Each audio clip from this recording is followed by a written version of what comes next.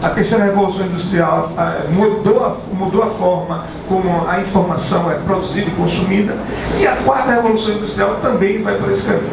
E nós aqui no Jornal Grande Bahia queremos despertar nos atores políticos, econômicos, sociais e na imprensa a necessidade de debatermos meios e caminhos que façam com que os agentes políticos, econômicos e sociais desenvolvam formas de inclusão da população brasileira nessa nova maneira de produção capitalista, para que não fiquemos a parte de um processo de transformação global do modo de produção capitalista.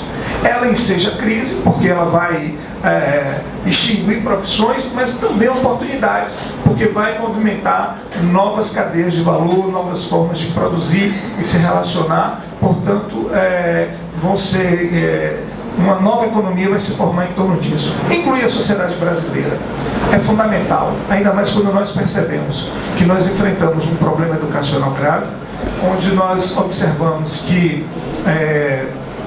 a desigualdade é uma marca que evidencia violência de classe, e ela se ramifica em vários aspectos da sociedade. É a violência no trânsito, é a violência entre pessoas, é a violência entre empresas, enfim.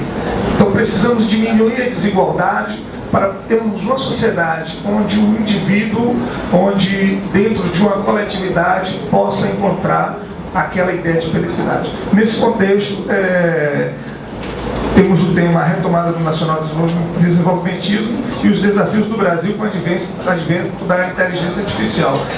Como cientista social, cada palavra que nós colocamos no texto, ela traz um significado.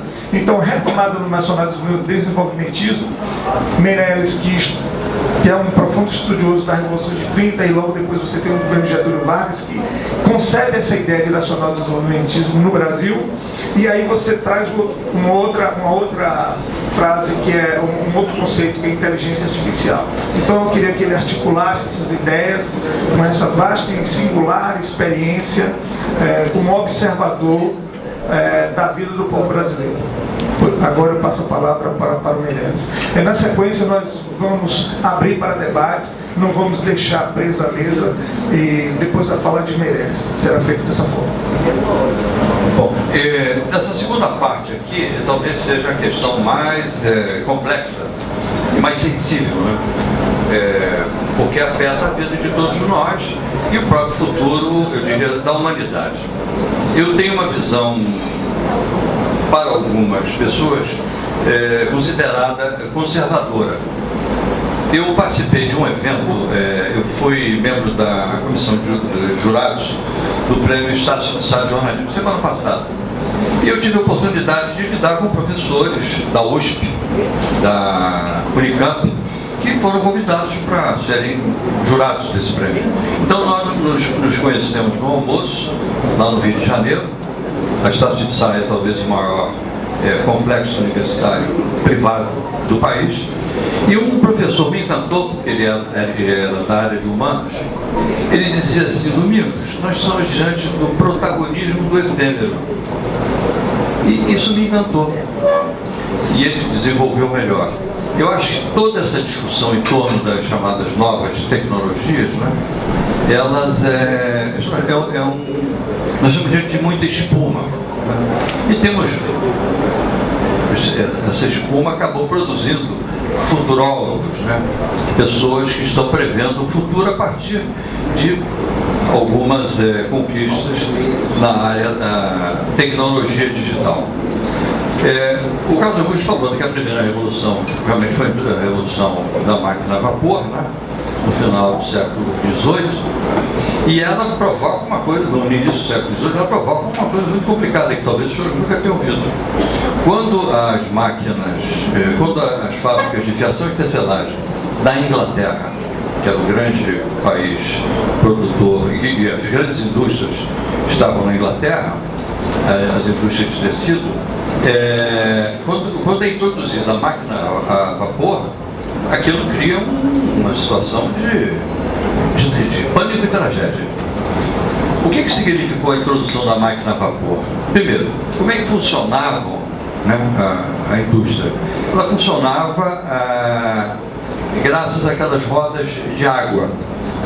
geralmente as indústrias de tecido ou de fiação e tecelagem, elas ficavam ao lado de rios, eles desviavam o rio e aquelas rodas de água faziam funcionar então todo o equipamento nas fábricas, e parte do equipamento também era de tração manual.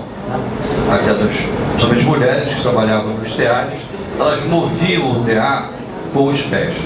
Bom, aí inventaram a máquina a vapor, e isso foi uma das maiores tragédias que a Inglaterra enfrenta entre 1811 e 1813. Os trabalhadores das indústrias de fiação e tecelagem, eles então começam a incendiar as fábricas que introduziram essa nova tecnologia, porque a máquina a vapor provocava, enfim, desemprego em massa. Para que vocês tenham uma ideia, essa rebelião que ocorre na Inglaterra, que vai de 1811 a 1813, levou o governo britânico a remover tropas da Ásia, da África, e também ali da região do Caribe, onde eles tinham algumas colônias, para metrópoles, porque houve uma grande revolução da classe trabalhadora, principalmente aqueles ligados à fabricação de tecidos, e eles queimavam as fábricas e a casa dos donos das fábricas que introduziam a máquina a vapor, que foi uma fonte de geração de desemprego. Bom, isso aconteceu entre 1811 e 1813, e depois tivemos algumas outras inovações. Eu estava lendo a Veja semana passada, tem um artigo, é uma carta do editor. Ele começa a escrever de uma forma, uma frase que é genial. Ele diz que antigamente o futuro demorava muito. E assim, antigamente realmente o futuro demora muito. E o futuro demorou tanto que eu comecei com chumbo, né?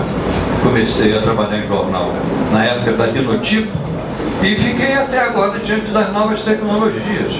Isso levou o quê? 50 anos, que é o tempo que eu tenho de profissão. Até que as novas tecnologias chegassem, né, às redações de jornais, se passaram 50 anos. Então, esse texto, que não se propõe a discutir a questão da Revolução 4, da inteligência artificial, mas tem uma frase que me tocou, de que antigamente o futuro demorava muito, quer dizer, as inovações tecnológicas tinham um tempo de maturação, né? E isso realmente me chamou a atenção, porque vocês vejam, o próprio Gutenberg, quando ele cria o tipo móvel, né, o tipo de caixa, porque como é que eram os jornais até a Idade Média, até 1483, quando Gutenberg cria, né, o tipo de caixa? Os jornais não eram bem jornais, era tudo desenhado à mão.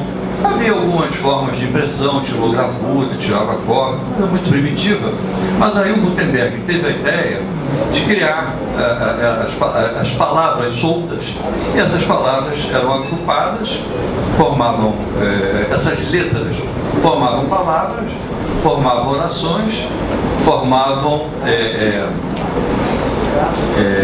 blocos de texto. Era uma coisa muito primitiva. E era assim que o Romário fazia o jornalzinho dele lá em Cachoeira até pouco tempo. Ele usava um método ainda bem da Idade Média. E o que muda?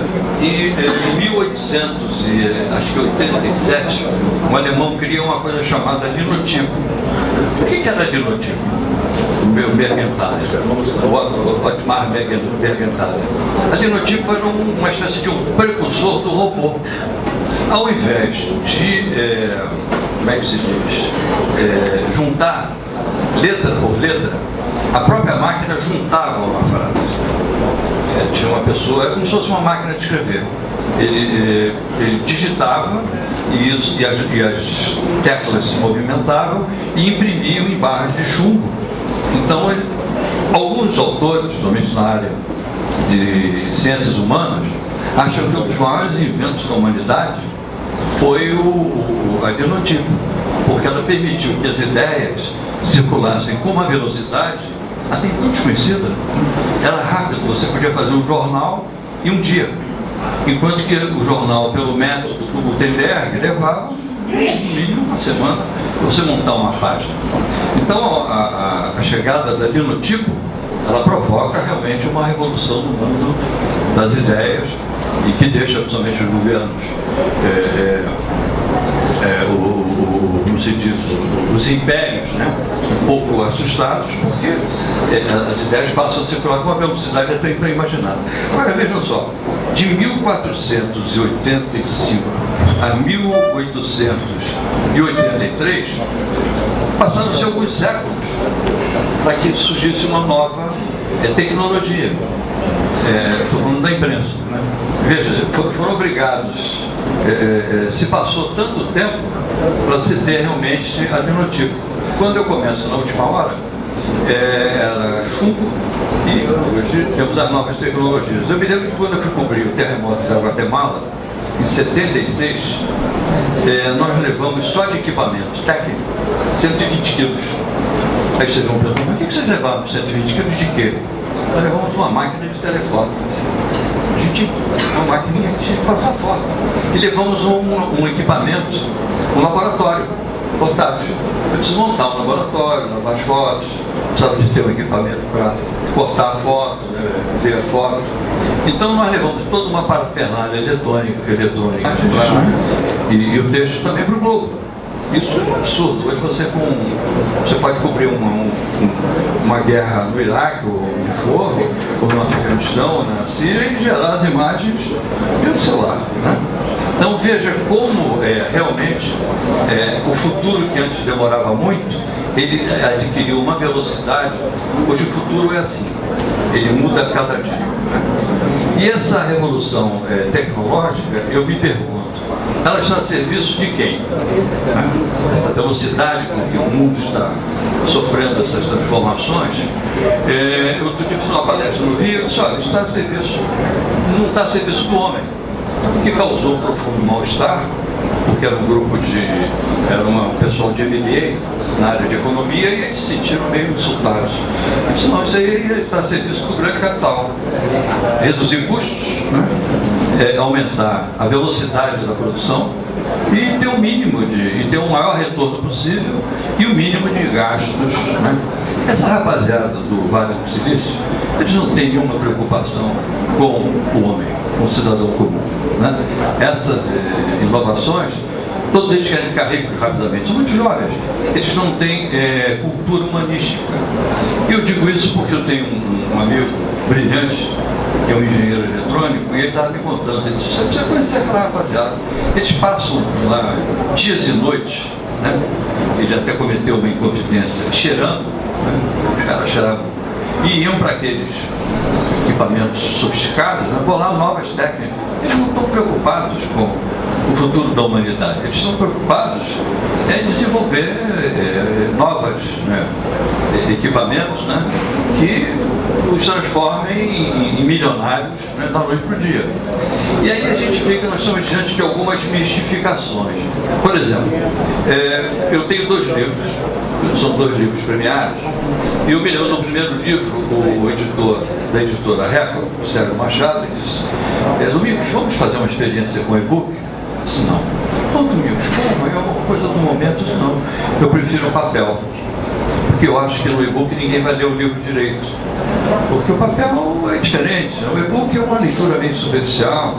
E tá, para quem mandou você escrever um livro grande? Só eu escrevo para quem gosta de ler.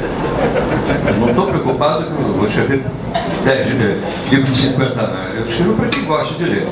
E aí eu então não entrei logo naquela primeira safra, que era o e-book, né? Foi a grande coqueluche aí no final dos anos 90. E recentemente eu tive uma informação, que não é de domínio público, né? Que foi a autobiografia do Steve Jobs.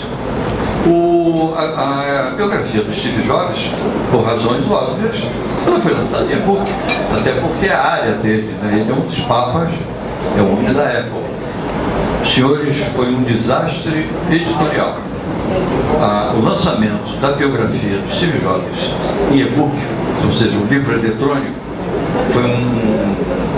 Foi um desastre de trem na hora do metrô. Eles tiveram um prejuízo muito grande. Enquanto que a edição da biografia em papel vendeu 1000 vezes mais do que foi vendido em e-book. Aí eu me pergunto, porra, como é que pode? O cara é o Papa, né? Ele tinha que vender mais no e-book. Ele é o progresso, ele é o futuro. E os caras, na hora de ler, vão ler no papel. E foi isso que aconteceu. Né? Então a gente está diante de uma série de falsos conceitos que se cristalizaram, que se consolidaram, mas que eles não correspondem à realidade. Né? São construções, são narrativas que foram construídas para atender determinados interesses. Nesse grupo que eu participei, lá de jurados, na Estácio de Sá, um professor da Universidade de São Carlos, brilhante o cara. Eu lamento não ter tido a oportunidade de fazer uma universidade, mas ele disse, amigos, toda essa coisa aí, smartphones, iPhones, tablets, os professores estão todo mundo enganado. Isso não está sendo criado, construído, imaginado para divulgar, ou melhor, para promover a democratização do conhecimento. Isso é para atender a necessidade do mercado. Porque aqueles rapazes lá no Silício, falou de eram 12 pessoas no corpo de jurados. Aqueles rapazes não estão preocupados com a educação. Agora os professores acham uma maravilha.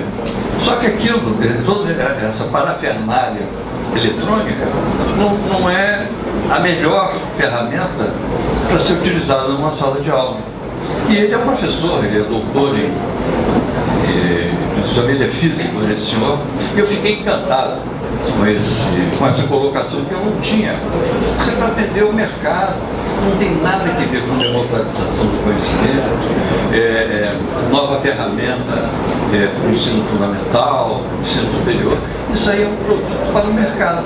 Né? E eu levei um susto quando ele falou, eu até peguei o telefone dele, ficamos conversando até tarde. Então, o que eu quero dizer com isso? Que isso não tem nada a ver, por exemplo, com a robótica médica, que é outra coisa. A robótica médica é uma coisa específica, voltada realmente para o ser humano, né? Como se fazer uma cirurgia menos invasiva, a criação, vamos dizer assim, de órgãos, né? De uma forma partindo de elementos que não provoquem nenhum tipo de reação do organismo, etc. E tal. A robótica médica eu sou fã. Agora, essas novas tecnologias eu as vejo com muita suspeita, porque é um novo, né? E aí começam a surgir os chamados, como dizia o Brizola, né? Engenheiros de obra feita. Essa frase do Brizola é muito interessante. Todo mundo emite um conceito sobre um assunto que não domina. E o que acontece? A gente tem, por exemplo, quando surgiu o cinema, essa conquista que eu estou contando para vocês, foi uma conversa que eu tive com o João Roberto Marinho, há 2 anos, na sede lá da TV Globo do Rio de Janeiro. Eu dizia para ele, João, quando chegou o cinema, provocou um terremoto, porque diziam que o cinema mudo ia acabar com o teatro. E o que era o cinema mudo? Era um lençol onde figuras com formas pouco definidas se moviam e que provocavam um encantamento no grande público. Era uma bobagem, né? Na verdade, era o cinema que engatinhava. Depois houve uma série de tentativas de sonorizá-lo. Criaram o Synchrocinex, era uma máquina que disparava a fala num gravador, e aí o cara roda, então o cara soltava as imagens, e o gravador, é claro que não havia nenhum sincronismo, e foi um horror. Até que realmente, em 1929, alguém teve a genialidade de criar a banda magnética, onde você tem o som na mesma película da imagem. Foi uma grande revolução. Agora veja, estamos falando de 28 anos para chegar ao novo. O novo, como dizia o artigo da Veja, né? A carta do leitor, a carta do editor. Antigamente o futuro durava muito. Quer dizer, veja, levou 20 e poucos anos para a gente chegar ao cinema sonoro. Nesse espaço de tempo, alguém teve uma ideia brilhante. O rádio, até então, até os anos 30, o rádio era usado como só para música clássica, né?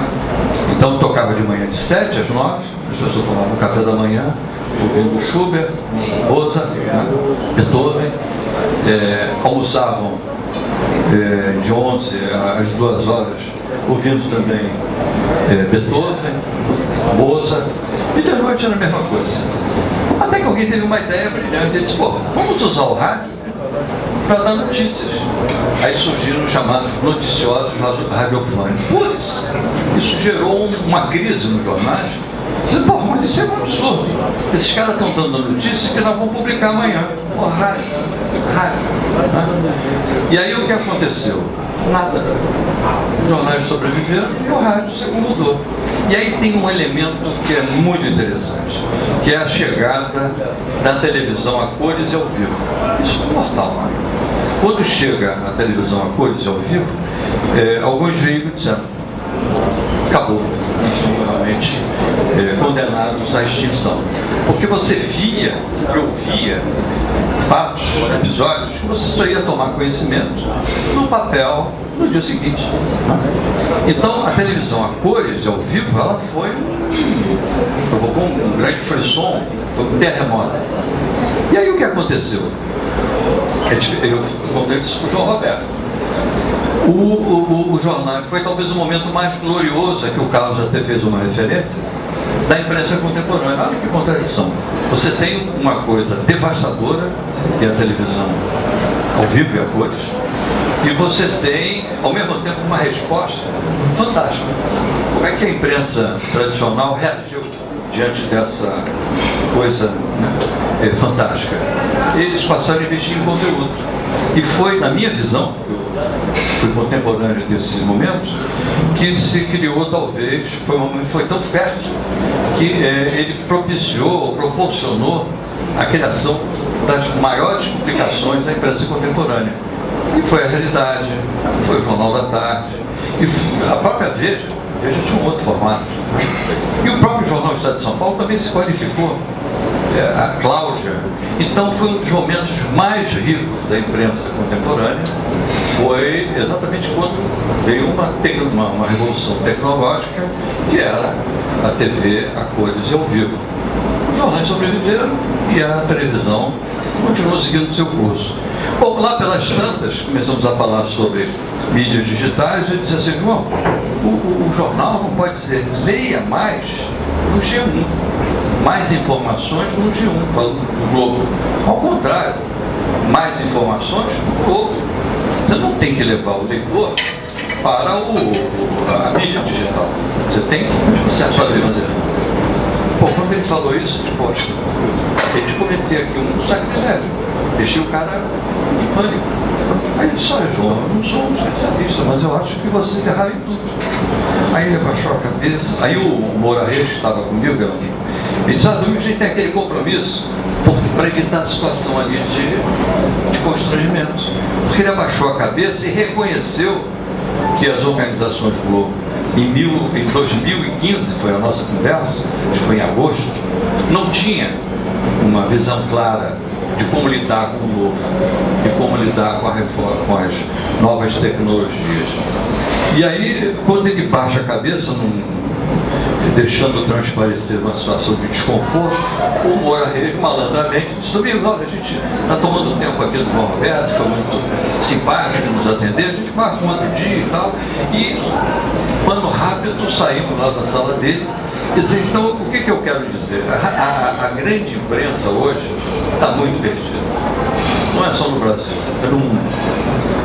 Há 3 meses, nós fomos surpreendidos no navio com uma informação de que tinha sido acabado de lançar na Alemanha uma revista de esporte, papel, banca, venda em banca, não tinha nada nem assinatura, venda em banca. Pô, mas não sabe que os alemães estão malucos? Se o papel está condenado a desaparecer, como é que o cara vai lançar uma revista de esporte em banca, 300 mil exemplares da primeira edição? Então, o que isso quer dizer? Que nós não temos uma visão clara do que nos espera. Nós não temos nós não temos uma clareza desse horizonte, né, que se avizinha. O que existe são prognósticos construídos em cima de conceitos inconsistentes, chutômetros, chuta, fala, diz e tal. E, primeiro, o papel é perene. Eu até conversava ontem foi com o presidente da Assembleia de ontem, e realmente eu gostei muito dele, acho que uma figura muito simpática, né, o Ângelo. Eu disse para ele, olha, presidente, o papel é terra. A mídia digital, como é que se diz, esqueci agora, esse pequeno aparelhinho.